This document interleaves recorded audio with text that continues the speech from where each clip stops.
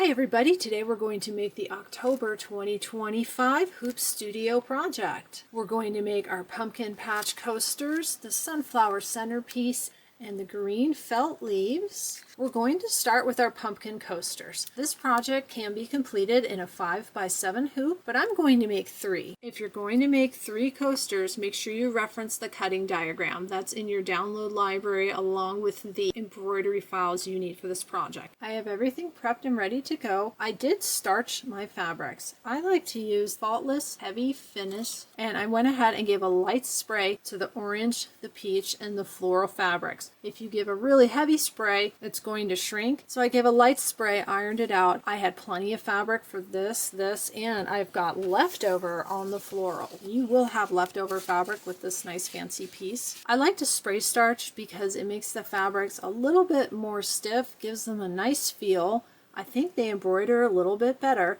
And since this is going to be coasters, starch also protects your fabric a little bit. You'll be needing a medium cutaway stabilizer. I have this Floriani cutaway stabilizer, which is the big long tube. This is going to fit in my big hoop. I'm going to show you how to make all 3 of these at once. And I've pulled my threads. I don't have a lot of glide. I use this glide color card. This helps me match up my threads. If you don't have a color card, you can look at the pictures of the thread colors in the instructions and look at your fabric and pick something that looks good. They have 2 colors for this. If you have glide, they're called Peach and First Kiss. For Peach, I pulled this color. This is Sim Thread. I bought it years ago on Amazon when I started in a big box of a bunch of different colors. And then the First Kiss, I pulled this color. They are almost an exact match in the glide color card. So if you have these threads, grab these colors. I've loaded my medium cutaway in my 9.5 by 14 inch hoop. Let's talk needles for a quick minute. Lately I've been using the Schmetz Super Non-Stick 8012. This is great when there's a lot of heavy embroidery. Today I'm switching back to the regular embroidery needle. It's the Schmetz 7511. I'm on a Baby Lock Meridian. My files are on USB. We're going to load all 3 and we're going to do something different. At least something I've never done before. I had to get out my instructions to learn how to do this. Let's bring up our file for the pumpkin coaster. Right here, 5x7.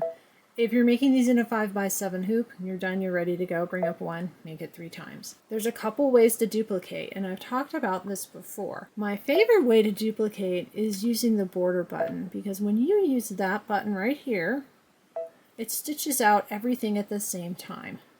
Now I can fit 3 just like that, but see how close together they are? Except for that one click, I can't space them apart anymore. That's a little too close for comfort. I'm going to take those away.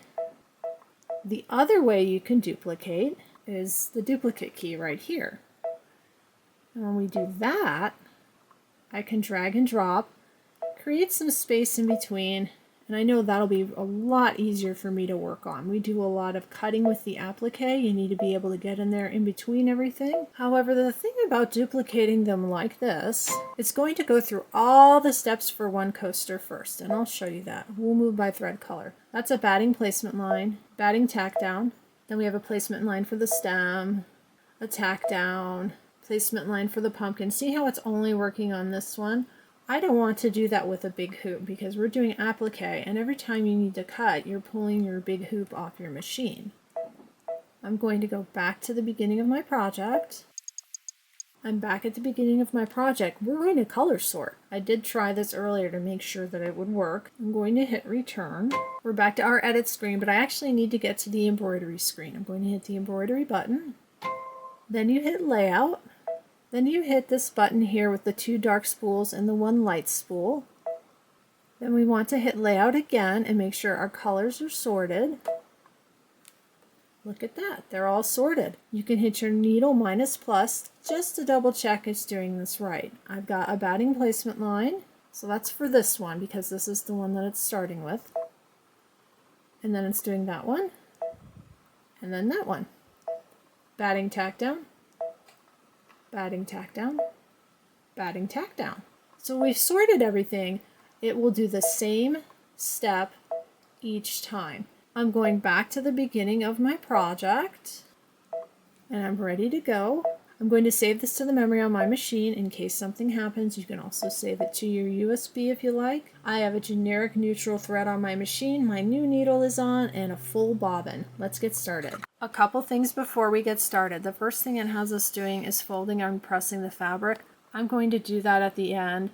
It says to fold them in half lengthwise, and then sometimes it says widthwise, and more often than not, I still fold it the wrong direction, so I'm going to wait to the end before I fold my fabric. The first few steps, it has you using the peach thread. That's fine. I'm going to use a generic neutral thread until I need to have that peach color. Let's start with our batting placement line. I've got 3 placement lines stitched. You want to cover the placement lines with your project batting. I'm going to add a small piece of tape to the top just in case. Check to make sure that nothing is overlapping into the pumpkin that's next to it. We're good. We're going to stitch the tack down line, and then after the tack down line stitches, we'll trim away anything that's outside of the tack down line. All my little pumpkins are trimmed. We're going to stitch the stem placement line. Once your placement lines have stitched, you want to grab the corduroy fabric. They show this as directional with the lines going up and down, which makes sense. It looks like a stem. If you want to save some of this, maybe you're thinking of making more than one set of these, you can line it up really close to that placement line. And you can see when it tacks down, it's just going to use up this little bit here in the corner. This is the color I'm using for peach. Here's what that looks like. If I would have slid this over that way a bit more, I probably could have done 1, 2, 3, 4 per square. Once the tack down has stitched, trim everything outside that tack down line. Once your stems are trimmed, we're going to stitch the outer pumpkin placement lines. You want to grab your outer pumpkin fabric. It isn't technically directional, but can you see how the pattern kind of goes like this in arches? This is a really small section. It's probably not going to matter how I place this, but what I'm going to do is place it so the arches are on the outside. So for this piece, I'm going to turn it like that. I'm going to place that on the left, and then take the next piece, turn it like that, so the arches are going that way, and place it on the right. Cover all of your outer pumpkin pieces, and then we're going to stitch the tack down. Once all your tack down lines have stitched, go ahead and trim the fabric that's outside of the tack down lines. Here's a look at these trimmed. You can make the call if you think how I laid down the fabric made a difference. I think it did, because it seems like it's curving more toward the outside. I think visually it's giving the pumpkin a rounder look, so I'm glad that I flipped the fabrics, made the arch go this way on this side and this way on this side. Next to stitch out is the placement line for the middle fabric. I had a little video glitch and that didn't record, so put this back on your machine and then stitch out your middle fabric placement line. The middle pumpkin fabric is the pale peach. Look for any stray threads or any dark fuzz, since this is such a light colored fabric. Once you've got these fabrics placed, we're going to stitch the middle pumpkin tack down lines. Once your tack down lines have stitched, we have to trim everything outside of the line. That'll be everything that's outside of the lines, and then this center section here will need to come out.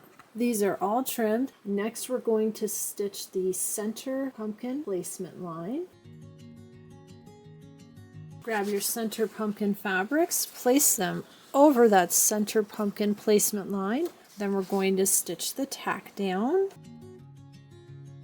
Once your tack down lines have stitched, trim everything that's outside of the tack down line, and you want to switch to the other thread. It's the Glide Color First Kiss. This is the thread color I'll be using. I've switched my thread color. Let's stitch the quilting.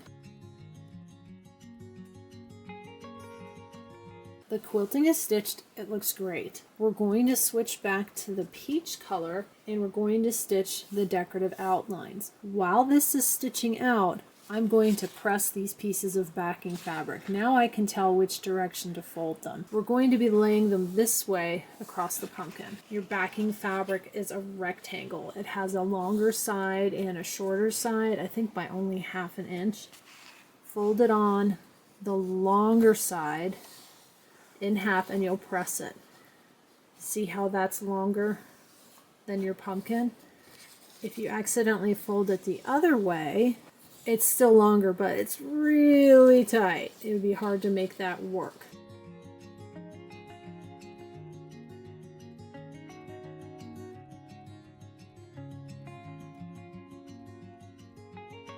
Now we need to attach our back pieces. I'm going to work on this pumpkin right here. The fabric folds are going to go in the middle. I'm going to lay one piece here, and I need to make sure I'm covering the top of that stem like that. And then my bottom piece, make sure I'm putting it on so it's past that stitch line there. And it tells you to overlap in the center by about 1/2 inch, which is pretty much what you get. Just about 1/2 inch. Then you want to tape all the way across that center part. Remember, your fabric folds are both in the center. Add a piece of tape. You don't want your presser foot to get caught. I'm going to double check and make sure my fabric is past the stitch line. It is, and past the stitch line for the stem. It is. I need to do that on my other 2 pumpkins, and then we'll stitch the final outline. We're going to stitch the final outline. It's going to go around each of the pumpkins. Watch your machine. Don't get up and go anywhere. We're all done here at the machine. I'm going to take the hoop off my machine and over to the table. I'm going to get the tape off of all of my little pumpkins, and then I'm going to take my project out of my hoop. I want to cut and separate. I've got all my pumpkins separated. It tells you to trim 1/4 inch away from the final outline. Since this has some tight corners and detail here on the bottom, I'm going to trim with scissors. These are the scissors I'll be using. These are Karen K Buckley scissors. They're very, very sharp. I'm going to do my best to trim approximately 1/4 inch away. I'll probably be closer to 1/8 inch away. It's not going to matter, just don't cut your stitches. One of the things they have us do after we trim is cut notches. Sometimes I use pinking shears for this because that has built-in notches as you trim. But since this project has these little slight curves and a couple of really sharp corners, I'm using regular scissors, and I'm going to trim closer than 1/4 inch because I don't want to have to trim those notches. Here it is trimmed. You can see how close I got to the stitch line. If you're trimming and you happen to cut into your stitch line, take it to your sewing machine or hand stitch it down really quick. We're going to be turning these right side out, so you want to stitch it down before you flip your project. I'm not going to cut notches. If you're going to cut the notches, there's a nice picture, step number 30, shows you where to cut the notches of the project.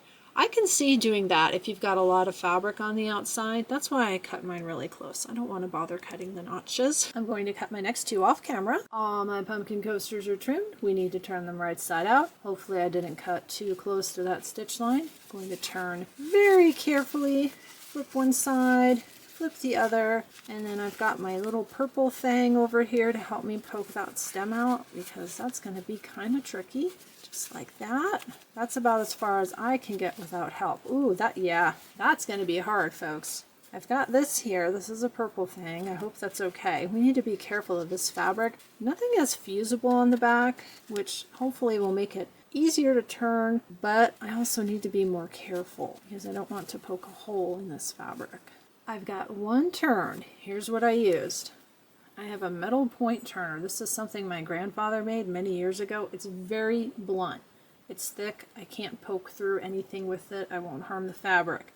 That got it started. And then I used this. This is a clover point turner, and I got in there and it curves, which kind of helps. And that's how I sharpened the edges a little bit. Now I can see I've got a little fabric tuck right there. If I want, I can flip it back and try to notch it or cut that closer. I'm not doing that. I'm going to work with this on my iron. Once I get it to my iron, I can use this. Make sure everything else is poked out really nice. And then you're going to press it. So if you see the back fabric poking up like that, you just want to sort of curve it to the back. You can hand squish it first, and then press it so you don't have a big piece of your backing fabric showing. Everything is flipped, turned, and pressed. One thing I did that I think really helped and gave these things a little bit of body was when I was pressing this, it was kind of floppy, and this was a little, the fabric back here was a little stretched from turning it right side out and pulling and poking. I blasted the back of these with quite a bit of this. My Faultless Heavy Finish Spray Starch. I sprayed it, I got it really wet, and then I took another piece of scrap fabric and blotted it to get off the excess. And then I ironed it. No steam in the iron, but I ironed right on top of that while it was a little damp. It gave it a lot of body. It almost feels like there's a piece of, I believe it's called shapeform interfacing. Really made it nice and stiff. Now I did not starch it on the front because of the corduroy. Let's flip this over and see how this looks. There you go. Came out really nice. I do have a little bit of back fabric showing. I'm okay with that. These are coasters. We're going to add the ties next. Let's look at each of them. They're each a little bit different because of the fabric that is in the center portion of the pumpkin. And let's look at this one here. Came out great. They look really good together, and they're all a little unique because that center fabric is different. The next thing we want to do is work with the ties. You've got 3 of these, and it just says to tie it. Let's go ahead and tie it and see what it looks like. It says to tie it in a bow. I'm going to place it around the back, and I'm going to make sure my tie is even. I'm going to tie it upside down. I'm over here. I think I'm going to have better luck if I tie it upside down. And these are optional. If you don't like the way it looks, you don't have to use them. I've never been really good with making what I would consider beautiful bows. I don't know what the secret is. There we go. There's one. Let's tie the other 2. Here's all 3 of the pumpkin coasters. This is part 1 of this project. The next part we're going to work on is the sunflower centerpiece. Take a break, get a snack, have a meal, do that the next day, bookmark the video, come back, watch it, whatever works for you. I'm going to set these aside and we're going to start on the sunflower centerpiece. The next piece we're going to work on is the sunflower. I have everything laid out here. For this one, you're going to need your wash away stabilizer. You've got 3 colors of felt, a small piece of flexi foam, and thread. Let me go through my thread selections with you. I used my color card again to match up my threads the best I could. This is the color I've selected for shortbread, light copper, and yellow whisper. This part of the project uses a 5x7 hoop. I've loaded my wash away stabilizer and my hoop, hand tightened, screwdriver tightened. Let's head over to the machine. We are at the machine. Let's load our file. Working on the sunflower centerpiece. 1 file suitable for 5x7 hoop. That's it, it's ready to go. We're going to start with the color Yellow Whisper. For that, I'm using this spool. First thing we'll stitch is the light petals placement line. You have 2 pieces of the light petals fabric. It tells us to place both of them down, covering that line.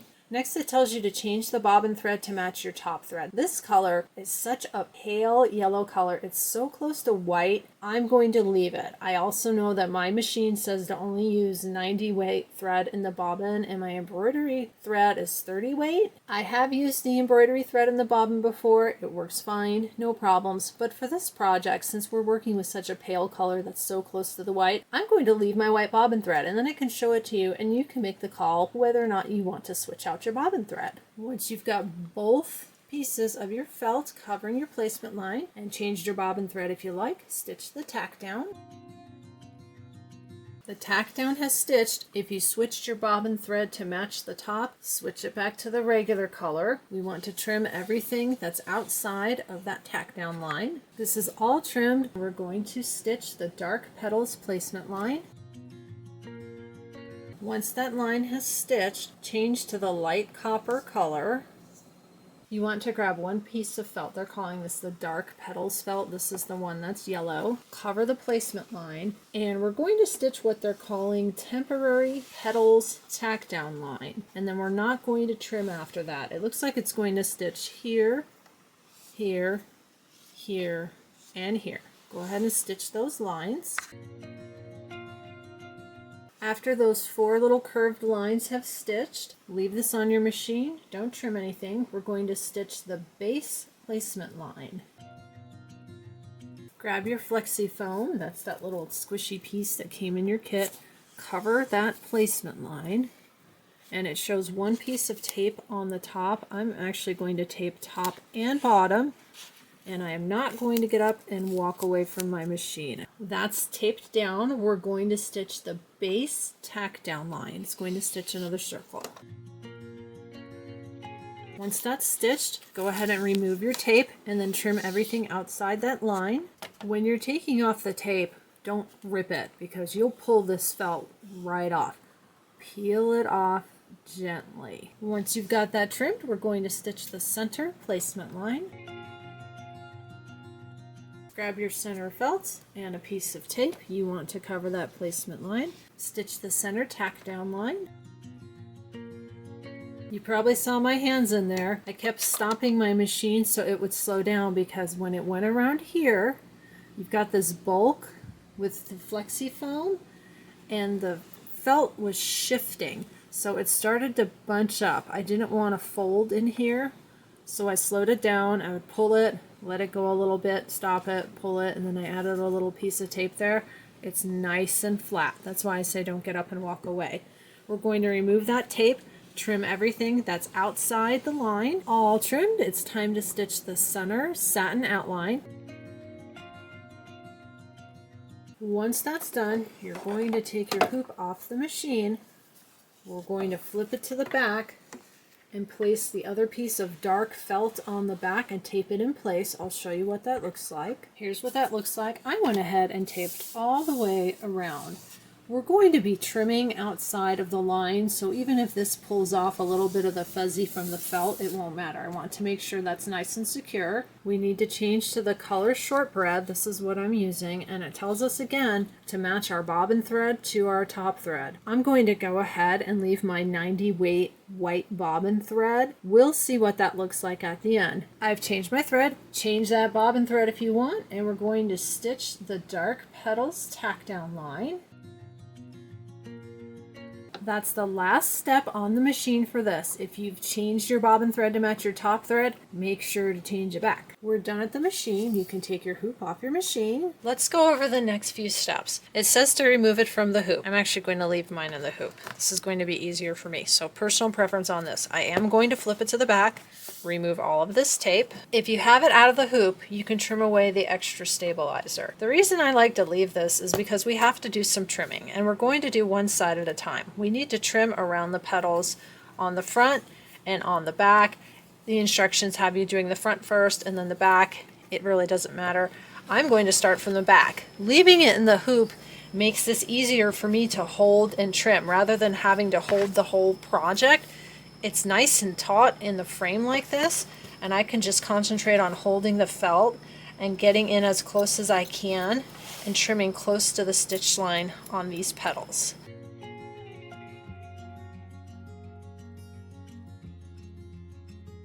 All trimmed on the back. Now I need to trim the front. We're going to go around our petals just like we did on the back. It looks like these lines were only there to help hold that felt in place. If they're in the way and you find them distracting, you can snip the threads from the back. This is my bobbin thread. Every 2 or 3 stitches. And now when I go to the front, it'll peel up really easily. That way it's out of the way and it'll be easier to trim around those petals. You don't have to worry about getting your scissors, worked in between everything. See how easy that comes up? If you've got the tack down stitches, you can trim those as well because we don't need those. Just to get that out of the way so you can trim around your petals easier. Now I can get really close to the petals and I'll be able to lift my felt. Now I'm ready to take this out of the hoop. We're over at the table. I have my project out of my hoop. The first thing I want to do is get rid of the excess stabilizer. Remember, this is a wash away stabilizer. There's a couple things you can do. If you want, you can trim around all the edges of the petals and get as close to the petals as possible. Then you can take a damp cotton swab and rub along all the edges of the petals. Since this is wash away stabilizer, what I'm going to do is just cut a little bit extra off, and I'm going to go get the whole thing wet. I'm going to put it in a little bowl of cool water, or just put the stopper in the sink. Let it sit about 15 to 20 seconds and sort of shake it around and rub your fingers along the edges, and that'll remove the excess stabilizer. It feels a little bit sticky sometimes as it's coming off. That's how you'll know when you've got everything off, when you won't feel it anymore once it's washed away. And then once I have that all washed away, I lay it flat on a towel, and you can press the towel over it and blot it, get the extra water out, leave it to dry. Let's get ready to work on the little green leaves. Next, we're going to make the 3 leaves. My thread colors are willow and wheat. I'm going to use my 8x12 hoop for this. I went to my machine and I tried rotating them, 2 this way, maybe 2 this way. The best way for me to work on these on my machine is just to do 1, 2, and 3, and that fits in my 8x12 hoop. If your machine has a 10-inch square, you might be able to do 2 one direction, 1 in another, and get them in kind of close. If you have a 5x7 hoop and that's your biggest hoop, you can fit 2. I couldn't figure out how to fit 3. I even tried moving them and rotating them, maybe putting 2 this way and 1 sideways. It just doesn't fit. The most I could figure out how to fit in a 5x7 was 2. If you're working with an 8x12 hoop and you have this 12x10 stabilizer, this is a very tight fit. You can see it won't work this way. It does fit this way, but it's very tight. What I like to do is get my hoop set inside, hand tighten a little bit, pull, and you can't pull this too hard because it will rip. You can see how tight this fit is. I actually used my tweezers and I pulled just really gently, and then I tightened more and pull a little bit and tighten, and then I finally did the screwdriver tighten. We're back at the machine. Let's load our leaf files. I'm going to hit set, and then I'm going to use the border duplicate key. I need 3. I've got 1, 2, 3. I need to move them up. Let me show you something. If I have them all the way down, if you look up here in the corner, you can see only my big giant hoop is white. All the rest are grayed out. When I bring it back toward the center, now I've got a white hoop for the smaller size.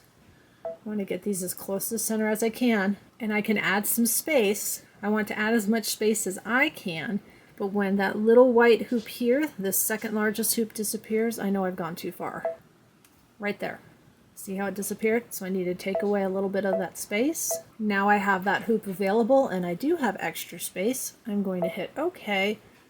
Save it to my machine. We're ready to go. We're going to start with the green thread on our machine. That's the one they're calling willow if you're using glide thread. We're going to start by stitching out the base placement line, and this is going to stitch 3. Next, we're going to place our flexi foam to cover those lines. Now I've got a leaf in the middle. I'm going to place my top and bottom first. Here's my top piece, here's the bottom of my line. I want to make sure I'm as close to the bottom as I can get and cover it. What I want to do is make sure I'm leaving space for my centerpiece of flexi foam. I'm going to press down that tape really well. I'm actually going to add tape on the sides. Next, I'm going to tape the bottom one. I've got my piece of flexi foam. I want to cover this line like that. Put your hand underneath or take it off your machine so you've got some support under your hoop. Press that tape down. I'm going to add tape to the sides. Now I've got my third piece of flexi foam. It's a little big. That's what I thought. To make sure my presser foot doesn't get caught on this, I'm going to trim this. What I want to do is line it up like this, making sure I would cover that line. It can go right there. I'm going to fold. I'm just going to fold this and add a little crease. I can see where to trim it. You can always measure this too. If this is the only flexi foam you have, you don't have any extra in your stash, you don't want to make a mistake, measure it.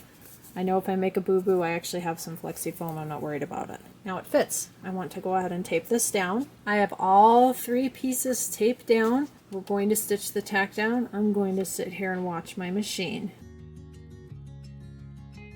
all the tack down line stitched really close to the edge on this top one, but I did catch it. We want to remove our tape and trim everything that's outside of the stitch lines.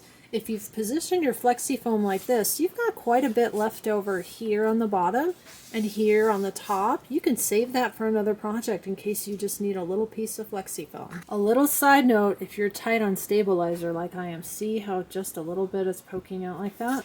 I flipped this around to the back, and as I'm peeling off my tape from the front, I'm adding some tape right here covering the stabilizer and the outside edge of my hoop. I want to make sure it doesn't slip out while I'm working on this. We're going to be taking this on and off our machine and doing some trimming. This is just a little bit of extra security for me. These are all trimmed. Next we're going to stitch the leaf placement line. The placement lines of stitch, we're going to cover both the front and the back with the felt. I have all the felt pieces from the kit. I didn't trim them, I just put them on my board. Oh, it's so close to being able to fit all three. I can cover two with one piece, and then the bottom one here I'll place another. They are pretty close together. This one is right up against that stitch line. We'll see how that turns out. I wanted to get everything into this hoop rather than do two hoopings, so that's something that you can think about when you're making this project. I'm going to tape this down, tape that, and then let's tape this bottom one. I'm going to lift this up. I want to make sure I cover this bottom leaf and I don't cover that stitch line. If I do and I end up with overlapping felt, it's not the end of the world. I will just trim it. I'm not worried about it. It's a craft project. Everything will be fine. Let's tape the sides, and then we're going to flip it to the back. We're on the back side. I know I'm going to need two pieces. That's kind of nice. I'll have some leftover green felt. I can save it for another project.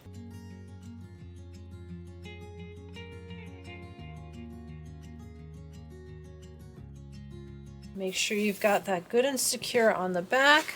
I'm going to flip it to the front, double check. Everything looks good. I'm going to put this back on my machine. My hoop is back on my machine. The next thing we're going to stitch out is called the leaf trimming line. Let's go ahead and stitch that out.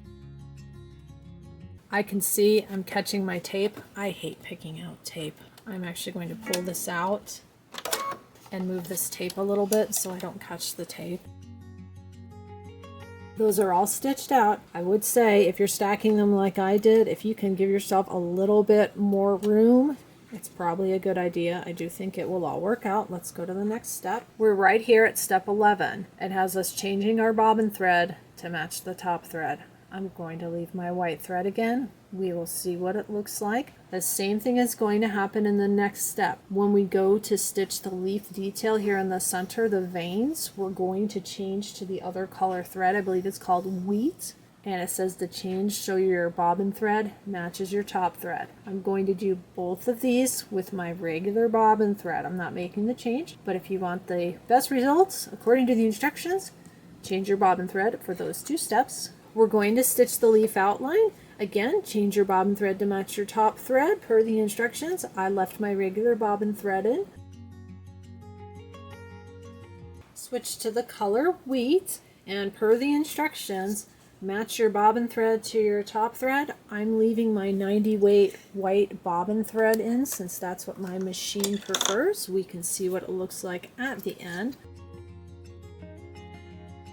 We are all stitched out. Remember to change your bobbin thread back if you've been switching your bobbin thread to match your top thread. I'm going to get this off my machine. I've got my hoop off the machine. I'm going to take away all of the tape, front and back. I've got all my tape off. I've trimmed off the excess felt. I have quite a bit. I'll show you at the end all of the extra materials that I have from this project. Since we're going to be trimming this right on this trim line, I need to get this out of my hoop. The first thing I want to do is get rid of all of this excess stabilizer, and then I'll separate each of the leaves. These we're trimming right on that outside trimming line. I'm going to use my sharp scissors again. I don't think I would do a good job trimming that with a rotary cutter. I'm going to be very careful and try and trim it right on that line. All the leaves are trimmed. They look great. I don't see a problem using the white bobbin thread. They're just one-sided. After you've got them all trimmed and all the extra little threads picked off, you can get a wet Q-tip and run along the sides. It'll get rid of that extra wash away. Since I want to wrap up this video, I'm going to go with them just like this. Let's put everything together and see what it looks like. Before we do the final wrap up, I wanted to show you, this is the felt that I cut off. 2 smaller pieces, and then because of the way I laid it out in the hoop, I have 2 pieces that I didn't use at all, so this is all left over. This is the flexi foam that's left over. I can save that for another project. This is the corduroy, quite a bit left there. Definitely going to save that. And I've got a couple of smaller pieces of the fancy fabric and a pretty good sized piece of this left. Set all of these aside, use them in another project. Let's put everything together like the picture. Here's the sunflower centerpiece, and again, I did not switch out my bobbin thread. It looks fine to me. I didn't have any issue not changing out the bobbin thread. We've got that. We're going to have 3 leaves, and then the pumpkins. These can go underneath. Actually, I should pick that up. There's your leaves. Then you've got your pumpkins. 1, 2, 3. And then you've got the sunflower centerpiece. There's everything together. This would look really nice as a centerpiece on a table. I love the way this turned out, and it really is easy to set everything down. 1, 2, 3, 1, 2, 3. Move it all kind of close together, and then that goes right there. You don't have to worry about attaching anything. Everything comes apart. When you go to put this away at the end of the season, you can stack everything up. It is not going to take a lot of space.